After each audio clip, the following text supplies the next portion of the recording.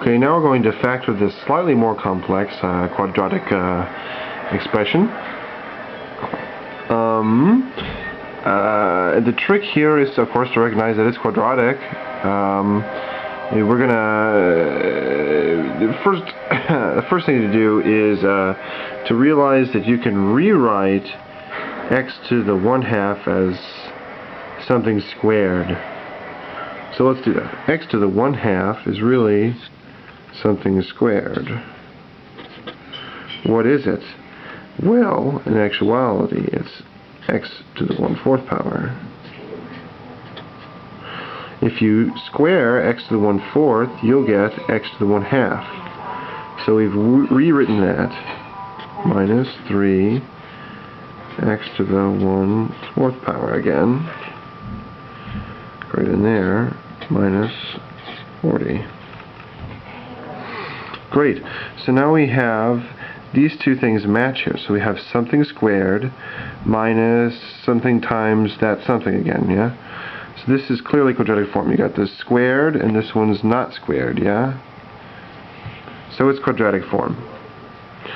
So I know that when I factor it, I'm going to have two factors that are binomials because this is quadratic here.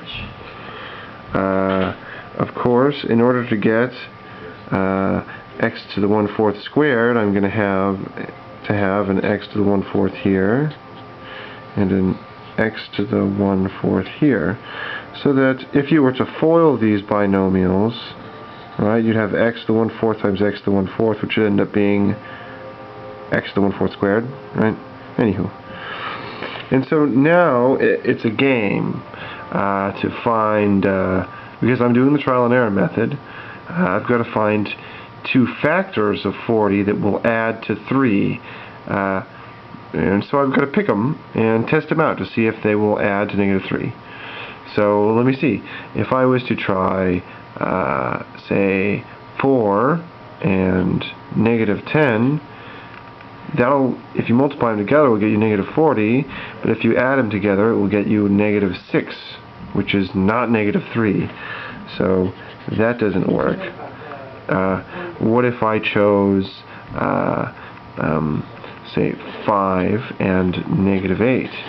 If you multiply those two together, you're going to get -40, and if you add them together, lo and behold, you get -3.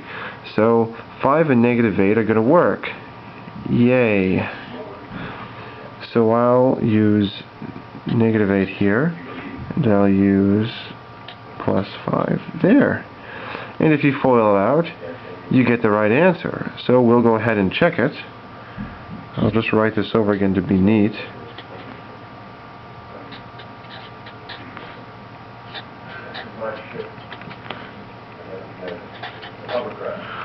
And then I'll FOIL it.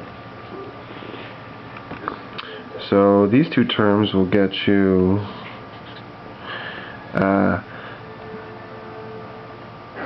x to the 1/4 squared, right?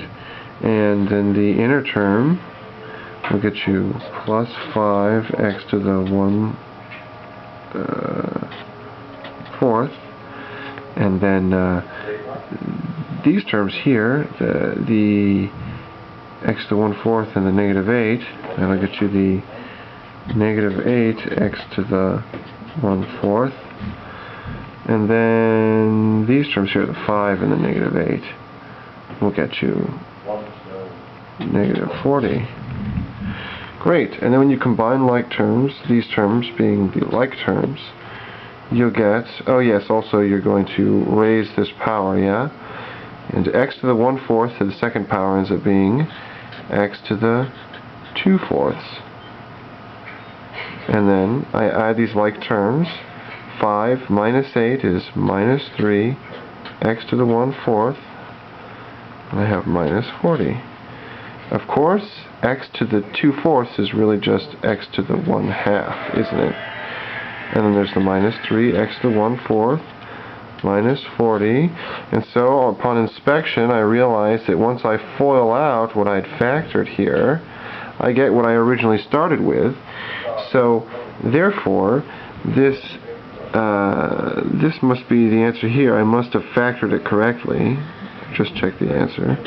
So there's the answer. There you go. That's how you do it.